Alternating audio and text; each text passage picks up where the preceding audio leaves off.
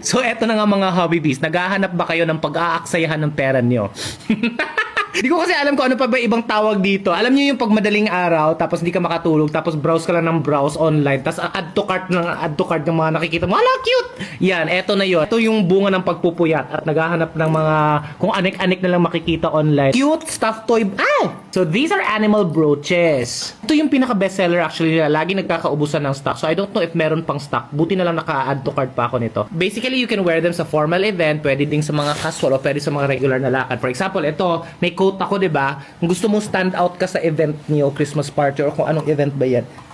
So ayan, nakapin lang siya diyan, tapos eto patong mo lang diyan. So meron ka ng dinosaur on your shoulder. Oh, 'di ba? Sa totoo lang, hindi naman talaga need 'to, pero minsan gusto mo lang i-satisfy yung gigil mo kasi alam mong cute, 'di ba? Kung ito naman laging dalawa na agad binili ko, 'di ba? Kasi parang isa kami ni Habi Rai. Hindi lang siya pang formal, halika baby. For example, ito. Aray! Ah? Chariz. Okay. Ayan! Ayan! O, lapit ka dito, baby. Isn't it so cute? It's a Pikachu! It's a Pikachu! It's so cute!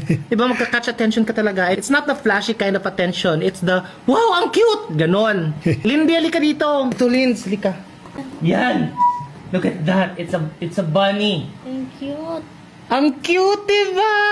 Ang ganda po. Oh, so yung simple na damit mo, sobrang na-elevate na, sobrang cute na niya.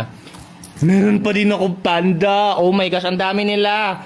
Meron din nito. May pusa. Ano ko, ayaw ni Lucia ng pusa. Ate Rose, halika nga dito. Ay! Ang cute.